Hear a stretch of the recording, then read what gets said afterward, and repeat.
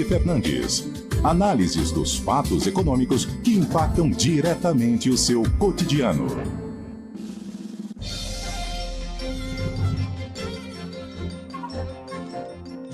Bom dia, Edjade. Seja bem-vinda mais uma vez. Semana passada teve folga, né? Feriado, né? Ficamos off na quinta-feira, não tivemos CBN Economia, mas voltamos com tudo nessa semana, né? Ponto facultativo aqui na CBN. Só tocou a rede. Bom dia. Você não gosta nada. Ixi, nem se não tivesse a rede, eu já tava bem longe, né? É verdade. Fui passear. E aí, tudo certo? Tudo certo, graças a Deus. Estamos aí de volta com os babados da economia, só para variar um pouquinho. Muitos abalos. Inclusive, Igor Taques já falava um pouco mais do aspecto político, né? De um assunto que você vai tratar aqui conosco dessa manhã. Daqui a pouco, dentro do CBN Economia de hoje, a gente vai falar sobre governança corporativa. Estamos recebendo para isso a advogada Luíse Menegassi. É Menegassi, tá certo? É isso, Luíse? Já te mandar um bom dia, então, antes da gente começar o nosso bate-papo. Seja bem-vinda também. Obrigada. Mas antes, Luíse, a gente tem um hábito de fazer um panorama aqui econômico antes da gente começar o nosso bate-papo, inclusive aproveitando um assunto que a nossa audiência já está comentando desde cedo, Edjade, que é essa questão do IOF, né? O que essa derrubada representa aí para a economia? Queria que você falasse um pouco dessa situação das contas públicas depois da derrota do governo, quando a gente está falando desse aspecto. O Igor falou um pouco mais da questão política e você vai destrinchar aí alguns números pra gente. Só pegando um pouco do gancho da questão política, assim, fazia desde Collor, né, não acontecia o fato que aconteceu ontem, mas era algo fadado a acontecer, né, assim, toda a classes, instituições, entes, né, estavam empresariais e tal, estavam se movimentando porque o custo do crédito ia aumentar muito, os juros já estão exorbitantes, né, e aí você tem uma situação de você ter mais um ponto, mais um percentual a mais para pagar. Eu não estava, até teve há umas 2 semanas atrás, né, um comentário sobre isso, querendo questionar o IOF. Falei, gente, eu não vou questionar o IOF mais, porque vai cair, e aí ia acontecer o que aconteceu, caiu. O detalhe é o quê? Qual que é o detalhe, gente? O detalhe é que o governo vai ter que arrumar um jeito agora de pagar um rombozinho de bagatela de 40 bilhões aí que tá em cima da mesa. E qual que é o detalhe também, né? A gente não aguenta mais pagar impostos. Eu não sei se vocês têm noção de carga tributária, mas a cada R$100 que o brasileiro ganha, R$34 ele entrega para o governo de maneira direta ou indireta, ou via imposto de renda, ou via consumo, né? Ou patrimônio. Então, 34% vai para o governo. Então, a gente não aguenta pagar mais impostos, e aí o legislativo, o judiciário, o executivo, todos têm que voltar para as planilhas e falar onde que eu posso ajustar. Porque assim, qual que é a máxima de toda essa história do IOF? Orçamento público. Orçamento público não é legislativo, orçamento público não é executivo, orçamento público não é todo mundo. Então entra executivo, legislativo, judiciário, tribunal de contas, entra todo mundo. E aí, o pessoal está querendo olhar para as suas contas, porque para eu ajustar o orçamento, e isso é público ou pessoal, privado, empresarial, tem 2 maneiras: eu aumento a receita, ou eu ajusto os gastos, ou eu ajusto investimentos. Tá fazendo isso? Não tá. Se você olha pro legislativo, por exemplo, que foi aquele que foi lá e a gente não aceita o IOF, ele tá aí louco por emendas. Então tem 50 bi aí que ele quer gastar, entendeu? E ele quer fazer a política dele e vai cortar isso? Nós estamos com déficit de 40 bilhões, né? Então, a situação o IOF não ia passar? Não ia passar. Nós continuamos com o problema em cima da mesa? Continuamos com o problema em cima da mesa. Qual que é? É o orçamento público. Quem vai fazer o quê? A sociedade não aguenta mais pagar. Porque o IOF foi isso. E olha só, já pensou, Pedro? Mexer um pouco, Pedro. Já pensou, Pedro, se passa o IOF? E aí continua estourando as contas públicas, eles iam mexer em qual outro imposto para aumentar, para a gente pagar a conta? Porque também era uma questão assim, se o IOF passasse, gente, ano que vem ia ser uma loucura, né? Porque ia continuar o aumento das despesas, Eu andei dando uma olhada no orçamento público, e aí a gente olha para o PAC, por exemplo, que é um programa do governo para investimento, ele está em ordem de 60 bilhões. 60 bilhões. O que se tem de orçamento para a questão dos auxílios é 159 bilhões, é 100 bilhões a mais, né? Então, assim, aonde que a gente vai? Desproporcional, onde que a gente vai parar, onde a gente vai passar. E essa educação, que tem orçamento travado, o que que essa educação está retornando para a economia para tirar esse pessoal da miséria e trazer ele para a atividade econômica para gerar efetivamente riqueza, né? Então tem muita coisa, né, Pedro, para a gente olhar. Exato. Chama a atenção também, porque tentaram passar essa ideia do IOF, tirando a ideia de que isso não é gerar carga, né? Não é gerar imposto, né? Não é cobrar imposto. Mas se a gente tinha algo em torno ali aceitável de um ponto alguma coisa, mudar para 3 pontos alguma coisa, isso não é aumentar? Então, é cascata que a gente fala, né? Exato. Ele não aumenta direto porque tá tendo aquela guerra de narrativas. Não, é um olhando para os pobres e o outro olhando para os ricos. E, na realidade, imposto pega todo mundo, é imposto. E é em cascata. É em cascata porque eu sou empresário e vou lá tomar um empréstimo, o juro já está em média para o empresário em torno de 24% ao ano, aí eu pegaria o IOF e aumentaria para mais quase 4%. Isso. Ora, esses 4% a mais eu vou repassar no meu preço final, vou fazer preço e vou repassar. Acontece que se eu aumento meu preço, pode diminuir minha receita. Eu diminuindo minha receita e vai achatar minha margem. E também acaba reduzindo provavelmente a arrecadação do governo. Você está vendo que precisa parar para analisar a economia? Você está vendo que precisa efetivamente fazer política econômica? Não é simplesmente, vamos aumentar um juros aqui, criar um imposto ali, aumentar não sei o quê. Tem que parar, sentar, analisar. E eu não vejo nem executivo, nem legislativo, vamos colocar até o judiciário no meio, nem o judiciário parando para olhar os seus orçamentos e analisando a máquina da maneira que deve ser analisada. E, gente, quando a gente falava desse assunto também aqui no primeiro bloco ainda com o Igor, muitos questionamentos nesse sentido de uma possibilidade de judicialização, né? Uhum. E aí você aponta pra gente esse rombo de 40 bi. Você acha que a judicialização por parte do governo é um caminho inevitável? E se isso não acontecer, como é que a gente vai suprir esse rombo aí? Ótimo. E se ele vai aumentar também, né? Que então, o a negócio só piora. Isso, então. Para 2026, esse rombo que hoje é 40 deva subir para 76. E em 2027 chega a 92 bilhões. E em 2026, a gente já não teria dinheiro para pagar as contas discricionárias. Isso significa que não teria dinheiro para comprar armamento para as forças de segurança, gasolina para o IBAMA, para os órgãos que regulam, para a educação não, porque a educação ela já tem um orçamento próprio e travado diretamente, tem que gastar, né? Mas assim, aquele dia a dia vai estar faltando recurso a partir do ano que vem, e ano que vem é ano eleitoral. Então, eu acho que deve vir para o movimento de judicializar. Eu acredito que sim, que é uma maneira que ele tem dele chegar e falar, não, porque ele simplesmente impôs. Ele falou, olha, eu vou lá e vou aumentar o imposto, né? Foi um instrumento que ele usou para aumentar o imposto, aí veio toda a parte do Congresso em cima dele.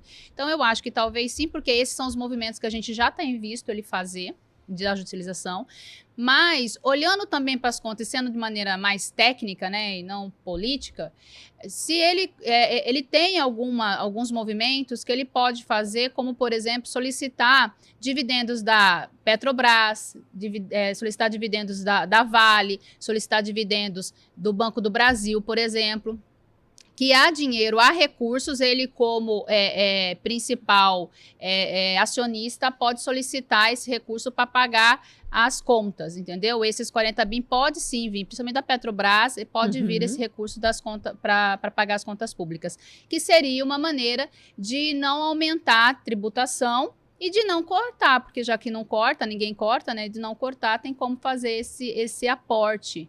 E dá pra né? entender por que não tentou esse caminho antes, Edgeide? Por que botar nas contas Pois da é. galera antes de ir pra essas Porque outras esses alternativas? Porque esses recursos, eles, principalmente falando sobre Vale, né?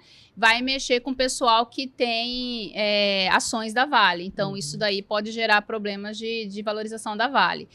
Perde-se a capacidade de investir também. Esse recurso acaba indo para os investimentos que precisam ser feitos nas áreas, né? Então, das estatais. Então, isso reduz caixa das estatais, reduz liquidez, e isso pode gerar problemas econômicos daí mais graves para as próprias estatais.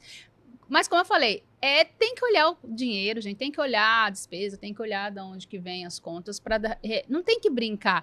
A sensação que eu tenho é assim, deixa a vida me levar e vamos fazendo as políticas e vamos indo. Um pouco o que aconteceu, que a gente viu com as contas da Argentina, né? Lógico, a gente está muito longe do que aconteceu com a Argentina, mas era mais isso, assim, não, vamos criando, vamos fazendo, vamos levando. Só que eles mesmos, tudo que a gente está falando aqui, se você entrar nos sites do Banco Central do Brasil, se você entrar no site lá em Finanças Públicas do Senado Federal, do Congresso Nacional, se você entrar no site do Ministério da Fazenda, essas contas estão lá para você baixar, para você fazer as análises, elas são públicas, até porque tem a transparência fiscal. Então, não está se inventando nada. Esses dados, inclusive, dos 40 bi que eu falei, 70 bi, 90 bi, ao longo desses próximos 3 anos, é feito pelo próprio Senado Federal, que fez os cálculos e fez uma apresentação semana passada sobre esses números, né? Então, assim, acho que há umas 2 semanas atrás, o governo federal falou, olha, se esse IOF não for aprovado, a gente não paga a conta no final do ano, não paga a conta ano que vem. Então, eles sabem o que fazer, eles sabem, na realidade, o que está acontecendo.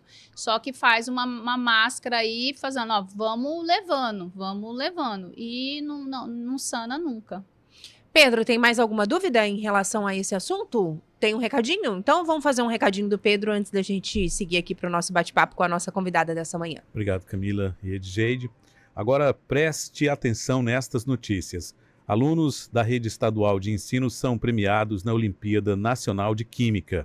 E esta outra, alunos de escola estadual de Sinop conquistam vaga em torneio mundial de robótica nos Estados Unidos. E esta notícia aqui, estudantes da rede estadual são selecionados para intercâmbio na Inglaterra. Tem mais, banda de escola estadual de Cuiabá conquista primeiro lugar em concurso no Rio de Janeiro. E não para por aí. Aluna de escola estadual de Colíder, participa do programa Jovens Embaixadores no Exterior. Tem mais notícia. Estudante de escola estadual de Chapada dos Guimarães tem a vida transformada pela Copa Educa. Olha só esta, Educação Pública de Mato Grosso salta do 22º para o 8º lugar no IDEB. Sabe o que essas notícias têm em comum? Todas mostram que a educação abre portas para o futuro, com jovens que escolheram dedicar a vida aos estudos. Para quem escolhe a educação, só existe um caminho: oportunidade para uma vida melhor. Esse é um recado do governo de Mato Grosso. Camila e Edgeide. Agora sim, 9h22, você que está sintonizando agora conosco aqui na CBN Cuiabá, amanhã de quinta-feira. Quinta-feira a gente tem a companhia da Edgeide Fernandes e, claro, a cada semana também ela traz um tema diferente para a gente discutir aqui. Hoje a gente vai falar sobre governança corporativa, recebendo a advogada doutora Luíse Menegassi. Edgeide, manda bala. Qualquer tempo a gente vai dando alguns pitacos por aqui, mas fica à vontade para conduzir o teu quadro. Obrigada, Camila. E aí eu trouxe para vocês hoje a ideia da gente falar um pouco mais do mundo corporativo, né? De organizar esse mundo corporativo de uma maneira que gere transparência, né? Que gere organização, rotinas e processos mais, não vou falar sofisticado, mas transparentes mesmo, né? De uma maneira mais correta. E eu convidei a Luísa. A Luísa é uma profissional que já trabalha há muito tempo com governança corporativa. A gente atua junto em alguns conselhos, né, Luísa, juntas. E aí eu falei, Luísa, vamos conversar um pouco sobre essa história da governança corporativa lá na rádio, né? Porque parece um palavrão, parece uma coisa que a gente... O que é isso de comer, né? Mais uma história que inventam para as empresas, né? Que coisa que é essa? E aí, a Luísa tem um lado didático fascinante. Ela falando, assim, vocês vão perceber. E aí eu falei, Luísa, vamos lá conversar de maneira, assim, bem clara, sucinta e direta também, sobre governança corporativa, né? E o que é, e obrigada por ter vindo. Legal, obrigada. Bom dia de novo, Camila e de Geide. Super feliz em estar aqui para falar desse tema que eu gosto, que eu realmente tenho uma paixão por ele. E esse olhar para esse tema, né? A gente já tem alguns trabalhos aí que a gente desenvolve junto em conselhos. Ele veio justamente de trabalhar com o direito societário. Então, de ver, de assistir os conflitos societários, foi que dali nasceu essa ideia, né? De olhar, então, em como mitigar, em como evitar, em como ajudar a classe empresária, né, as pequenas, as médias, as grandes empresas, a entender como elas podem gerir o seu negócio de uma forma mais leve, mais saudável, como que elas podem tomar decisões de forma mais estratégica, evitando todo esse conflito. Então é um prazer estar aqui e falar com vocês sobre isso. Legal. Então, você já até começou, né? Lá no meio da sua frase, falou assim, conflitos de interesse, evitar conflitos de interesse. A governança, na tua experiência, né? Ela realmente evita conflitos de interesse? Se ela evita como? Como que ela evita? Se eu pudesse resumir governança corporativa, porque esse é um nome grandão, né? Assusta as pessoas realmente. E eu ouço de muitas pessoas assim, mas não é para minha empresa, acho que não convém. É verdade. É igual conselho, depois a gente vai falar também de conselho, né? Mas se eu pudesse resumir em uma palavra, tá? Seria como. Essa é a palavra que eu resumiria governança corporativa. Por quê? Porque onde a gente quer chegar, a gente tem lá, a gente olha para a missão, a gente olha para os valores da empresa, a gente olha para a visão de futuro daquela empresa. Mas como a gente vai chegar, é a governança que traz. É a sustentação. Assim, se a gente for olhar para uma parte técnica, o que é a governança corporativa? É um sistema que a gente cria de alçadas de decisões, é um sistema que a gente cria que vai gerir aquela empresa, que vai colocar ela mesmo num patamar de longevidade. Mas traduzindo isso, é o como. Como eu tomo decisão, como eu apresento aquilo tudo que eu faço, então a transparência. Então, como fazer isso de uma forma simples, leve, e veja, você estava aqui falando de toda essa questão do IOF. O empresário, né, as empresas, os negócios, eles lidam todos os dias com muitos riscos. Muitos, todos os dias. Toda a questão da reforma tributária, tem a questão política. Então, assim, tem riscos que ele não controla. Porém, organizar e gerir o seu próprio negócio é algo que ele pode controlar. Então, como fazer isso é essa ciência que já existe, a gente não precisa inventar a roda, ela já existe, o que a gente vai fazer é adaptar ela para cada tipo de empresa, como é que pode fazer isso. E quando a gente fala, Luísa, de cada tipo de empresa, a gente está falando desde aquelas menores até as grandes corporações, porque às vezes, né, gente, muita gente tem a impressão, né, principalmente quando a gente usa uma palavra chique, igual essa, governança corporativa. A pessoa, eu tenho um mercadinho, uma mercearia aqui, que eu toco há 200 anos do meu jeito, não precisa desse negócio de governança, não. Quer um exemplo simples? Conta pra gente, se vale para todos ou não. Vale. Vamos pensar em assim, mais de 90% das empresas hoje, tá? Elas são familiares. São dados reais. Isso. Então, além de gerir o negócio, eu tenho o tempero familiar ali naquela situação. Então, um exemplo simples. Vamos pensar em pequenas e médias empresas que são negócios familiares. O que a governança pode trazer no como? Primeira coisa, separar propriedade, família e gestão do negócio. Parece uma coisa muito grande, mas não é.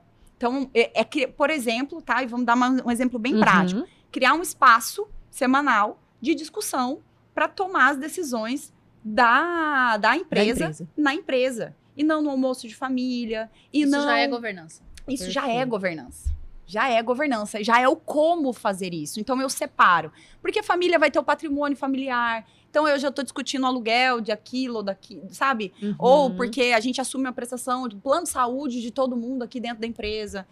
Então, separar as contas, e isso a gente lida todo dia, né? E eu tô falando aqui não só de negócios empresariais, mas também de negócios onde profissionais liberais estão ligados.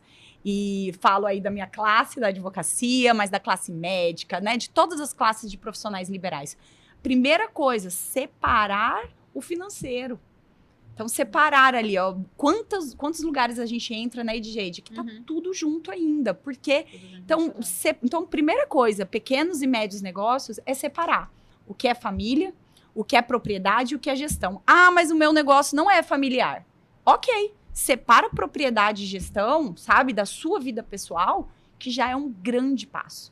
E a governança vai te mostrando como fazer isso, tá? 9h29, Pedro, dá tempo de emendar um outro questionamento aqui ou já tá naquele momento de fazer uma pausa pro repórter CBN? Dá tempo. Dá tempo? Quando a gente fala ainda, EdJade, nem sei se isso ia ser um tópico aqui, dessa governança, ela é feita por métodos, Luiz? E tem ali um checklist que a gente precisa fazer? Ou como é que faz para colocar isso ali dentro da minha empresa? Você viu que ela tá super interessada, eu tô achando Ixi, eu tô, vai né? que eu quero abrir uma empresa, né, Pedro Panoc? E eu sou a desorganização em pessoa. EdJade é prova viva. É desorganização de tudo, principalmente financeira. Então, eu tô interessada nessa pauta. Tem um Mas é checklist, isso aí, uma cara, planilha legal. que eu tenho que executar. Como é que funciona para eu colocar isso em prática? A gente tem uma ciência já que estuda sobre isso. Então, é claro que tem uma metodologia a ser aplicada. Mas tá aqui a EdJade que não me deixa mentir. Cada negócio que você entra, ele tem um jeito de acontecer diferente. Porque os negócios não são sobre negócios, eles são sobre as pessoas que fazem aquele negócio. Então, a gente tem muitas barreiras, tá? De mentalidade, a gente tem barreiras, medo, né? De que o poder, né? De tomar a decisão seja retirado daquele empresário. Isso. Mas acontece. muito, demais. Então, existe um método, mas cada empresa, ela precisa ter, ela já existe, porque assim, já existe uma forma de gerir ela. O que a gente faz é, claro que entra, vê como é que tá, e fala, vamos fazer mudanças significativas. O ideal, ele tá longe, é um caminho, né? Mas a gente vai fazendo algumas mudanças. A primeira mudança em pequenas e médias empresas é essa, separar os locais onde a gente vai discutir os fóruns de decisão, né? Se existe uma sociedade, se existem sócios, eu preciso olhar para os combinados dessa sociedade, porque Esse é o o maior problema e que a gente vê de dissolução de sociedade... Eu vou precisar fazer uma pausa. Fique à vontade. Mas eu anotei aqui onde é que a gente parou e a gente volta, mas bem rapidinho a gente vai acompanhar o repórter, Super à Luiz. vontade. De volta aqui na CBN Cuiabá, amanhã de quinta-feira, mandar um alô para quem tá passando no YouTube também acompanhando a nossa transmissão. O professor Luciano tá sempre atento aqui. Seu Ageu Miranda também tá comentando sobre um outro tema que a gente falou no primeiro bloco, que é a questão do número de deputados federais. Ele falou, gente, era só para ajustar, não era para aumentar esse Exatamente. tanto, não. Célio Gomes está no interior, no norte de Minas Gerais, acompanhando a nossa programação. Alexandre Ramos, seu amigo, também está passando por aqui. Marcelo Cavalcante, muita gente sintonizado conosco. E a gente segue aqui dentro do nosso CBN Economia, hoje falando sobre governança corporativa. EdJade Fernandes conduz aqui o nosso quadro e hoje ela trouxe como convidada a doutora Luíse Menegassi, advogada, que está falando, dando uma aula pra gente com relação a esse assunto. A gente precisou fazer uma pausa ali para acompanhar o repórter CBN, bem no momento que a doutora Luíse estava falando ali sobre a importância da comunicação. E aí ela começava a falar, né?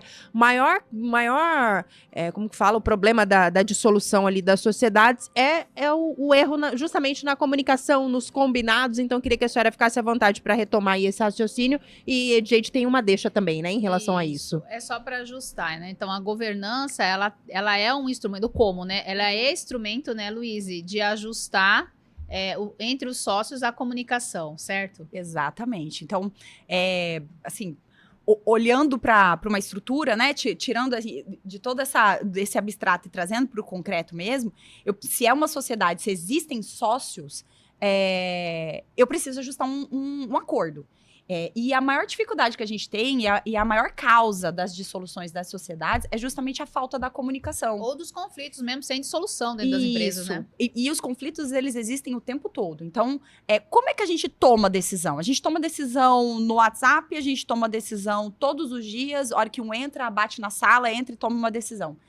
E isso é o dia a dia dos negócios. Só que existem algumas decisões que merecem tempo, que merecem espaço, que merecem um olhar diferenciado. Por quê?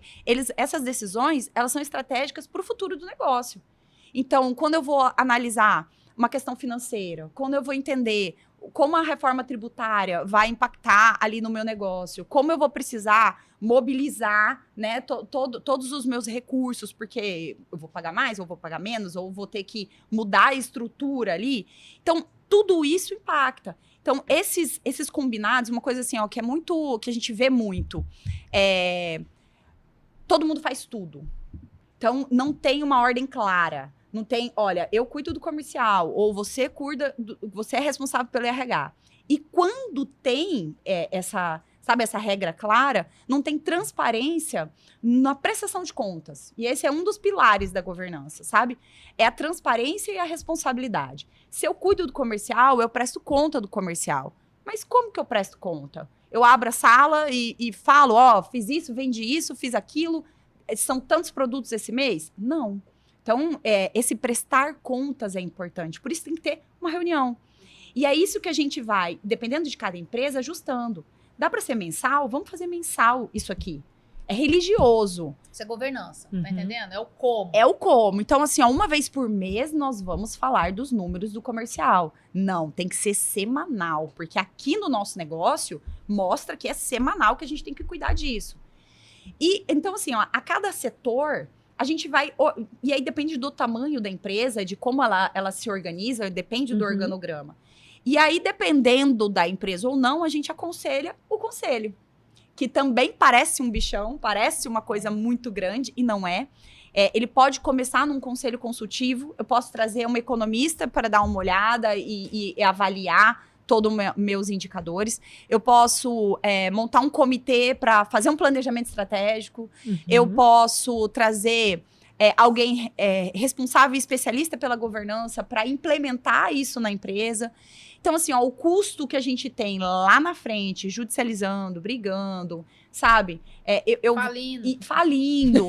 Porque as empresas são assim, né? Ou eu vendo, ou ela vai morrer ali, né? Numa recuperação ou numa falência, ou ela vai crescer. Então, eu preciso olhar para esses pontos. Então, transparência é um pilar. É, na verdade, uma religião que tem que ser colocada na empresa. Precisa ser transparentes, sabe? Os dados, todas as informações entre os sócios. E a responsabilidade. Assumir a responsabilidade pelo que se faz e prestar conta. E, para isso, a gente cria os rituais. Então, é uma vez por mês? É uma vez a cada bimestre? É uma vez por, sabe? E tem que ter um dono daquele projeto, daquela responsabilidade. E, Luiz, só uma dúvida antes do Pedro trazer um próximo recadinho pra gente, as dúvidas dele também, as observações. Você falou ali, tem alguns momentos que são tantas pessoas envolvidas que chega a necessidade desse conselho. E quando é, por exemplo, ali uma confeiteira, que ela tem ali na casa dela e ela é a equipe dela. Ela faz o bolinho dela, ela mesma ali na casa dela imprime as etiquetas que ela vai etiquetar tudo ali, ela sai em algum momento do dia para fazer as entregas. Também é preciso dessa governança e aí entra uma pessoa de fora, talvez, para fazer esse auxílio, porque às vezes a pessoa que está ali dentro, ela fica tão atarefada com toda essa demanda que ela não consegue parar, analisar, né? Não tem uma pessoa com uma visão de fora para saber, não tem com quem conversar. Quando a gente tem uma empresa, né, voltada na figura de uma única pessoa, isso é importante também? Super. E como que isso não pode ser feito na prática? Pra boleira, não é só pra doceira, é pro médico, é pro advogado, pro arquiteto, sabe? E isso porque é a eu presa. Eu sou, eu vendo, eu recebo, eu faço toda a gestão ali, às vezes tem uma secretária ou não, alguém que só auxilia, mas né? é muito centrado nele. A quem recorrer nessa situação? A ideia é você entender a lógica, assim, ó, primeiro, consciência de que é um negócio. Exatamente. Esse é o primeiro ponto, é um negócio. Então, primeira ação, separo pessoa física e jurídica. E falo de finança, falo de tudo, tá? E olhar para a empresa e saber o que eu quero com ela. E essa é uma consciência que, assim, a gente percebe que enquanto o empresário está gerindo o funcionário que não veio, sabe? O tributo que vai ser alterado. Então, são muitos riscos que ele está ali envolvido. Ele não para olhar, mas é algo que ele precisa fazer. Então, a primeira coisa é separar. Eu preciso separar o que é pessoa física e jurídica. E raciocinar onde que eu quero chegar. Como que eu vou chegar? E aí a gente vem com o planejamento estratégico, né? Nem todas as empresas estão prontas para isso. Mas a gente tem, assim, ó, inúmeras formas de raciocinar isso. Uma análise SWOT. A gente tem ferramentas hoje que são simples e que podem te levar a pensar.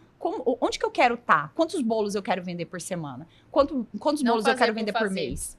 Exato. Né? E olhar para esses números. Ter um espaço do tempo. Qual é o dia que eu faço isso? É dia 1º?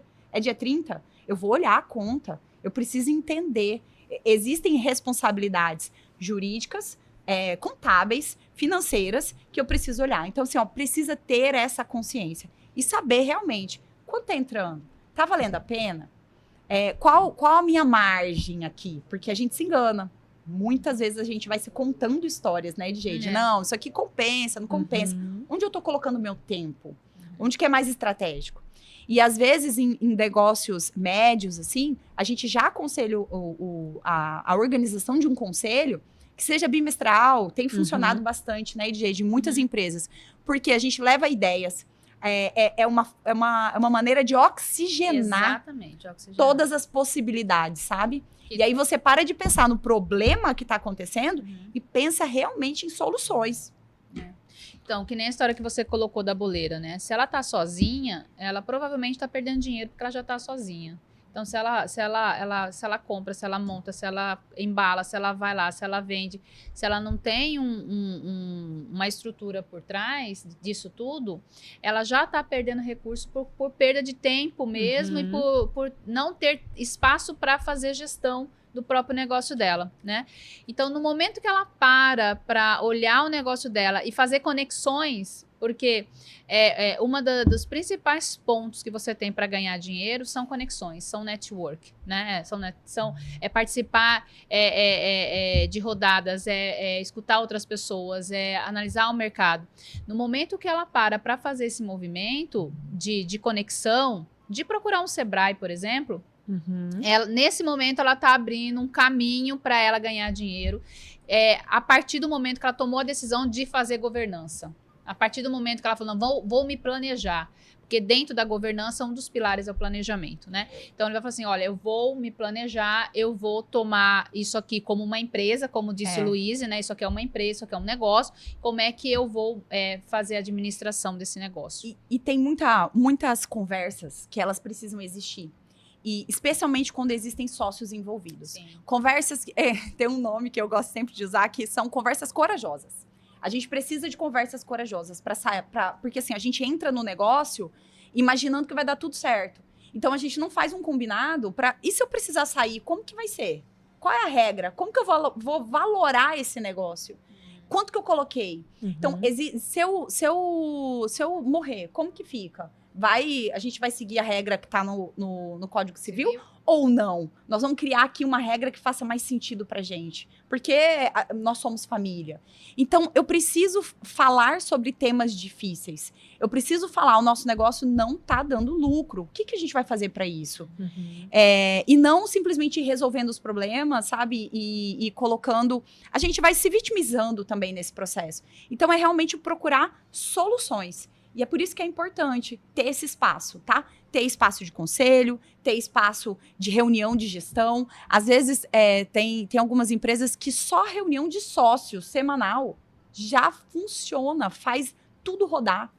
E ela precisa acontecer, sabe? E isso depois precisa ser traduzido numa bula de remédio, que é o que a gente chama do acordo de sócios. Perfeito. Ela precisa dessa tradução, tá?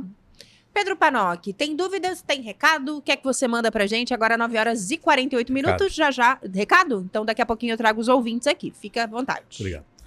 Você sabe que para tirar grandes obras do papel precisa de parceria, né? E em cada uma das grandes obras e ações que acontecem em nosso estado, a LMT faz acontecer. Por exemplo, para o Hospital Central ser administrado pelo Hospital Albert Einstein, teve aprovação da Assembleia, que também aprovou uma emenda constitucional autorizando a construção da ferrovia estadual de Rondonópolis a Cuiabá e Lucas do Rio Verde. A Assembleia aprovou também a criação da Secretaria de Estado de Justiça para fortalecer o programa Tolerância Zero contra o crime organizado. Estas e tantas outras grandes obras que beneficiam a população passam por análises, debates, aprovações ou até tem origem na Assembleia. Porque para chegar até você, a LMT faz acontecer. Assembleia Legislativa de Mato Grosso, unindo vozes, fortalecendo cidades. Camila Ribeiro, deixa eu aproveitar, trazer já minha dúvida aqui. A doutora mencionou ali essa questão da importância das políticas formais, e aí me ocorreu de que um dos pilares é a questão da política ali de remuneração, né? Do famoso dividendo. Qual que é a importância disso, doutora? É preciso, de fato, ter essas formalidades, como a senhora, inclusive, menciona em alguns outros pontos, especialmente essa questão da remuneração. Principalmente de família também, Isso. né, Pedro? Mas é independente, né? Independente da situação, né? Exatamente. Eu entro com... Porque a depender da conversa, foi só ali as pessoas antes usavam no bigode e não tinha efetivamente essa política de formalidade. Qual que é a importância dessa política, né? Depois da falta de comunicação, talvez essa seja a maior causa das dissoluções. Quando um se sente sobrecarregado, às vezes existem percentuais iguais ali na sociedade, mas de capital, e aí acham que aquele percentual de capital precisa refletir, né, na remuneração. E nem sempre. Então, por isso que precisa, assim, ser apresentado para esses sócios como é que essa política de remuneração pode acontecer. Ela pode acontecer da forma tradicional? Sim. Então, são 2 sócios, 50%, 50%. Na verdade, a gente precisa entender que primeiro existe um prolabore, né, aquilo que é pago pelo trabalho daquele que está ali na operação. E aí, depois a gente vai falar de distribuição de lucros. Quando fala dessa distribuição, e aí é o que o Pedro trouxe de dividendos, eu preciso olhar e saber qual é o formato que vai encaixar ali. E existem vários formatos, tá? Que podem ser colocados. Tem que fazer sentido para os sócios. Por exemplo, às vezes tem um sócio que se dedica na operação de 2, 3 empresas, e aí naquela ali específica é X horas por semana e tal. Ele está na operação ou está só no estratégico? Então, tudo isso pode ser regulado. O que a gente precisa é de uma boa conversa corajosa, porque as pessoas se sentem sobrecarregadas, é o que a gente mais ouve, porque eu levo a empresa nas costas, sou eu que tomo as maiores decisões, sou eu que assumo os maiores riscos. Então, portanto, eu me sinto merecedor de uma fatia maior desse pacote, desse bolo aqui. Como é que a gente vai gerir esse conflito? É conversando. Então, você acha que isso acontece? Acho. Então, está faltando, será, transparência, né, na prestação de contas daquilo que o outro também faz? Pode ser. Então, a gente precisa colocar as coisas na mesa e entender. Mas a política de remuneração, ela pode ser... Existem formas, plataformas que a gente já coloca, né, que são feitas e que podem ser implementadas, mas ela pode ser construída por aquela sociedade, tá? E ela pode ser revisada a cada X tempo. Então, a cada X tempo, a cada 10 anos, a gente vai rever essa política. Por quê? Hoje, nas empresas limitadas, eu posso ter a figura do sócio-serviço. Então, ele não é sócio do capital, ele é só do serviço. Sim. E aí, como é que ele vai ser remunerado? E isso pode ser revisado a cada tempo, né? A cada tantos anos. E isso é importante, porque a gente vai reter bons talentos. Então, às vezes, eu não quero um sócio de capital, por N razões, mas eu quero um sócio de serviço, né? Então, daquele serviço. Mas que serviço? Então, tem que ter uma política. A política de remuneração tem que ser objeto de boas conversas corajosas.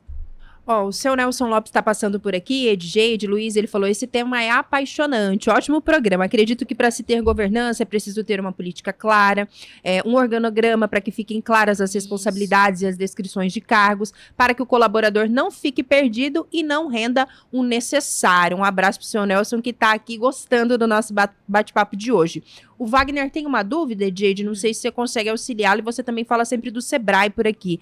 Ele pergunta assim, bom dia meninas, qual o custo hoje para uma empresa de pequeno porte, com 2 funcionários, ter essa consultoria sobre governança? Tem como trazer uma luz aí para o Wagner, que está acompanhando? É Wagner? Deixa eu ver. É Wagner.